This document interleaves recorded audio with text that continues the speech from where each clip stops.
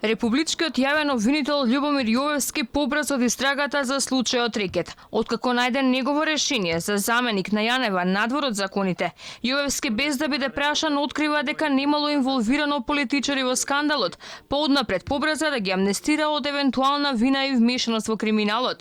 Сакам да истакнам дека досега обезбедените докази потврдуваат дека се работи исклучиво за кривично правен настан и затоа случајот не треба да се политизира или пак да се поврзува со учество и на лица од други држави. Нагласувам дека нема ниту една индиција дека незаконски прибавените средства завршиле кај домашни или странски политичари. Но не само сега. Јовевски пред само еден месец му кажуваше на кривичниот суд Скопје како треба да работи. Се вмеши во работата на своји колеги, па и замери на колешката која донесе ослободителна пресуда за новинарот Драган Павловик Латас, што предизвика лавина реакција од правниците.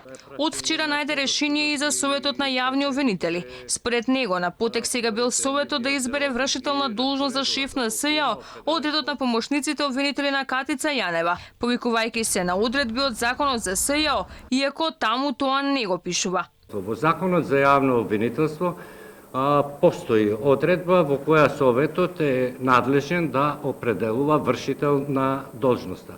Според тоа, мене ми се чини дека доколку специјалниот јавен обвинител не може да извршува оваа функција, Советот веднаш треба да постави јавен обвинител од редот на јавните обвинители во тоа обвинителство.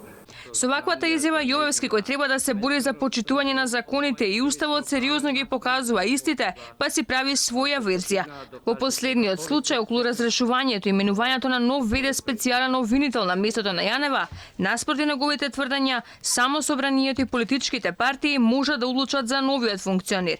И изборот, членот 3 и разрешувањето, членот 18 од Законот за СЈО е регулирано само со специјалниот закон и не може и не сме да се преминува друг закон.